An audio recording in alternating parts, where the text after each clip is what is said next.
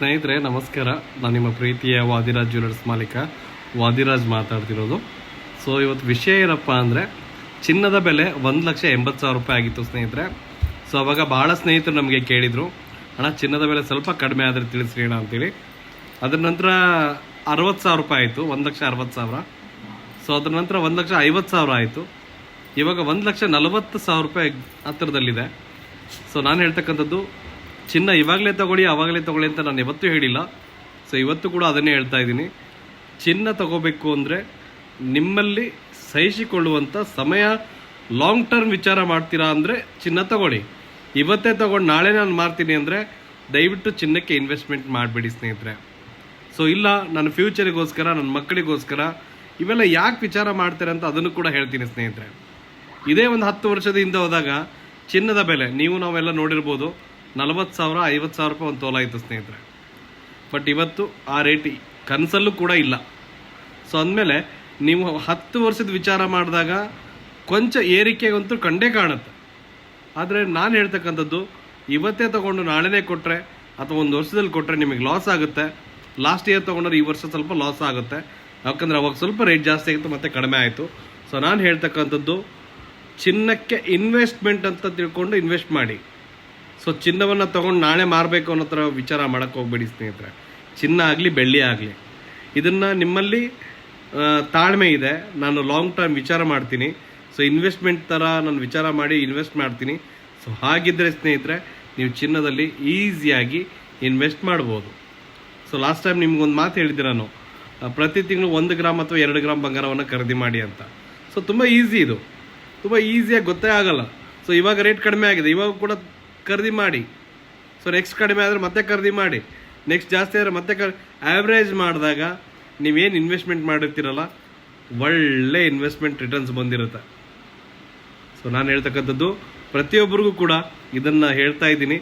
ಚಿನ್ನ ತುಂಬ ಯೂಸ್ ಆಗುತ್ತೆ, ಜೀವನಕ್ಕೆ ತುಂಬ ಯೂಸ್ ಆಗುತ್ತೆ. ಯಾರೋ ಅವ್ರು ಬರ್ತಾರೆ, ಇವ್ರು ಕಮೆಂಟ್ ಬಾಕ್ಸಲ್ಲಿ ತಿಳಿಸ್ತಾರೆ, ನೋಡಿರ್ಬೋದು ನೀವು, ಚಿನ್ನ ಏನು ಅನ್ನ ಹಾಕತ್ತಾ, ಚಿನ್ನ ಅದು ಮಾಡತ್ತಾ ಇದು ಮಾಡತ್ತಾ. ಸೊ ಅವ್ರ ಜೀವನದ ಉದ್ದಕ್ಕೂ ಮತ್ತೊಬ್ಬರು ಚಿನ್ನ ತೊಗೊಂಡು ನೋಡಿಕೊಂಡೇ ಸುಮ್ಮನೆ ಇರಬೇಕಾಗತ್ತೆ. ಸೊ ತಾವು ಮಾಡೋಕ್ಕಾಗಲ್ಲ, ಬೇರೆಯವ್ರು ಮಾಡೋದ್ಕೊಂಡ್ರು ಕೂಡ ಅವ್ರಿಗೆ ಸಹಿಸೋಕ್ಕಾಗಲ್ಲ. ಸೊ ಅದ್ರಿಗೋಸ್ಕರ ಸ್ನೇಹಿತರೆ, ಸೊ ಚಿನ್ನಕ್ಕೆ ಇನ್ವೆಸ್ಟ್ಮೆಂಟ್ ಮಾಡಿ ಪರವಾಗಿಲ್ಲ. ಆದರೆ ನಿಮ್ಮಲ್ಲಿ ಎಷ್ಟು ಶಕ್ತಿ ಇದೆಯೋ, ನಿಮ್ಮಲ್ಲಿ ಎಷ್ಟು ತಡ್ಕೊಳ್ಳೋಕೆ ಶಕ್ತಿ ಇದೆಯೋ ಅಷ್ಟು ನೀವು ಮಾಡಿ. ಇವಾಗ ನನ್ನ ಹತ್ರ 100 ರೂಪಾಯಿ ಇದೆ, 100 ರೂಪಾಯಿ ಹೋಗಿ ಚಿನ್ನ ತೊಗೊಂಬಿಟ್ರೆ ಅವ್ರು ಹೇಳೋದು ನಿಜ, ಅನ್ನ ತಿನ್ನೋಕ್ಕಾಗಲ್ಲ. ಸೊ ಚಿನ್ನ ತಿನ್ನಬೇಕಾಗತ್ತೆ.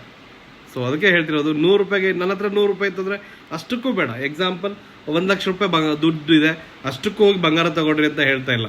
ನಿಮಗೆ ಎಷ್ಟು ಬೇಕೋ, ನಿಮಗೆ ಖರ್ಚು ವೆಚ್ಚ ಜೀವನಕ್ಕೆ ಏನು ಬೇಕೋ ಎಲ್ಲ ಮಾಡಿ ಆದಮೇಲೆ ಅದೇನು ಉಳಿಯುತ್ತಲ್ಲ ಅದರದ್ದು ಚಿನ್ನ ತಗೊಳ್ಳಿ. ಸೊ ಹಾಗೆ ಬಹಳ ಜನ ಕೇಳ್ತಾರೆ, ಅಣ್ಣ ಇದು 9 ಕ್ಯಾರೆಟ್ ಚಿನ್ನ ತೊಗೊಂಡ್ರೆ ಹೆಂಗೆ, ಗಿರ್ವಿ ಇಡ್ಬೋದಾ ಅಥವಾ ಇದು ಅಂತ.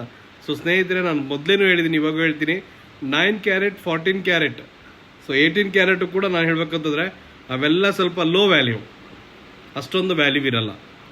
ಬಟ್ ಇದನ್ನೇ ನೀವು ಒಳ್ಳೆ ವ್ಯಾಲ್ಯೂ ಬೇಕು, ಒಳ್ಳೆ ರಿಟರ್ನ್ಸ್ ಬೇಕು ಅನ್ನೋದಾದರೆ 84 ಅಂತ ತೊಗೊಳ್ಳಿ, ಅಥವಾ 916 ಹಾಲ್ಮಾರ್ಕ್ ತೊಗೊಳ್ಳಿ, ಅಥವಾ ಅದಕ್ಕಿಂತ ಬೆಸ್ಟ್ ಹೋದರೆ 999 ಗೋಲ್ಡ್ ಬಿಸ್ಕಿಟ್ ಬಂಗಾರ ಅಂತ ಬರುತ್ತೆ, ಅದು ತೊಗೊಳ್ಳಿ. ಸೊ ಇವೆಲ್ಲ ನಿಮಗೆ ರಿಟರ್ನ್ಸ್ ಕೊಡುವಂಥದ್ದು.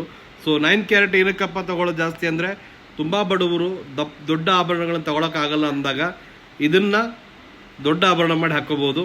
ನೋಡೋಕ್ಕೂ ಚೆನ್ನಾಗಿ ಕಾಣುತ್ತೆ, ಬಂಗಾರನೇ ಅನಿಸುತ್ತೆ, ಸ್ವಲ್ಪ ಕಡಿಮೆ ಕ್ವಾಲಿಟಿ ಇರುತ್ತೆ ಅನ್ನೋದನ್ನು ಬಿಟ್ಟರೆ ಬೇರೆ ಎಲ್ಲವೂ ಓಕೆ. ಸೊ ಎಲ್ಲರಿಗೂ ಕೈಗೆಟ್ಕೊರುವಂಥ ದರದಲ್ಲಿ ಆ ಬಂಗಾರ ಸಿಗುತ್ತೆ. ಸೊ ಅದಕ್ಕೆ ಸ್ನೇಹಿತರೆ, ಸೊ ನಾನು ಹೇಳ್ತಕ್ಕಂಥದ್ದು ಒಂದೇ ಮಾತು, ಚಿನ್ನಕ್ಕೆ ಇನ್ವೆಸ್ಟ್ಮೆಂಟ್ ಮಾಡಿ. ನಿಜವಾಗ್ಲೂ ಮುಂದಿನ ಜೀವನ ಹೇಗಿರುತ್ತೆ ಅಂತ ನಾನು ಹೇಳೋಕ್ಕಾಗಲ್ಲ. ಬಟ್ ಪ್ರೆಸೆಂಟ್ ನೀವು ತೊಗೊಂಡ್ರೆ ಮಾತ್ರ ಮುಂದೆ ನೆನೆಸ್ತೀರಪ್ಪ. ಎಷ್ಟಾಗುತ್ತೋ ಅಷ್ಟು, ಎಲ್ಲವನ್ನೂ ಇರೋಬರೋದನ್ನೇ ಹಾಕಿಬಿಡಿ. ನಾಳೆ ಡೌನ್ ಮಾರ್ಕೆಟ್ ಟ್ರೆಂಡ್ ಬಂದ್ರೂ ಅದು ನಿಮ್ಗೆ ಏನೂ ಪ್ರಾಬ್ಲಮ್ ಆಗಿರಬಾರ್ದು. ಸೊ ಹಾಗಿದ್ದರೆ ನಾವು ಇನ್ವೆಸ್ಟ್ಮೆಂಟ್ ಮಾಡ್ತೀವಿ ಅಂದರೆ ಮಾಡಿ ಸ್ನೇಹಿತರೆ. ಸೊ ಚಿನ್ನ ಹಾಗೆ ಬೆಳ್ಳಿ ಹಾಗೆ ವಜ್ರ ಹಾಗೂ ವೈಡೂರ್ಯದ ಬಗ್ಗೆ ನಿಮಗೆ ಮಾಹಿತಿ ಬೇಕು ಅಂದರೆ ನಮ್ಮ ಪೇಜನ್ನು ತಪ್ಪದೆ ಫಾಲೋ ಮಾಡ್ಕೊಳ್ಳಿ. ಹೆಚ್ಚಿನ ಮಾಹಿತಿಗಾಗಿ ಭೇಟಿ ನೀಡಿ ವಾದಿರಾಜ್ ಜ್ಯುವೆಲರ್ಸ್ ಮಂಡಿಪೇಟೆ, ದಾವಣಗೆರೆ. ಧನ್ಯವಾದಗಳು. ಮಾಹಿತಿ ಇಷ್ಟ ಆದರೆ ವಿಡಿಯೋನ ಶೇರ್ ಮಾಡಿ. ಧನ್ಯವಾದ.